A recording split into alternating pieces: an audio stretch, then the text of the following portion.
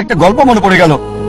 একসময় একজন ফেরেশতা এসে এক লোককে বলল, আমি তোমার উপর খুশি, তুমি যা চাইবে আমি তোমাকে তাই দেব, তবে একটা শর্ত, যা তুমি চাইবে আমি তোমাকে সব দেবো, তবে তোমার প্রতিবেশীকে দেবো তার দ্বিগুণ। লোকটা বলল, একটা রোলেক্স ঘড়ি আমার চাই। ফেরেশতা তাকে রোলেক্স ঘড়ি দিয়ে দিল। প্রতিবেশী দুটো রোলেক্স ঘড়ি পেল। লোকটি বলল, একটা মার্সিডিজ গাড়ি আমার চাই। ফেরেশতা তাকে মার্সিডিজ গাড়ি দিল। প্রতিবেশীকে দুটো মার্সিডিজ দিল। একটা সুন্দর বড় বাংলো চাই। ফেরেশতা তাকে সুন্দর বড় বাংলো দিল। তার প্রতিবেশীকে দেওয়া হলো দুটো সুন্দর বড় বাংলো। লোকটি পরে বলল, দয়া করে আমার শেষ ইচ্ছাটা তুমি পূরণ করে দাও। কি সেটা?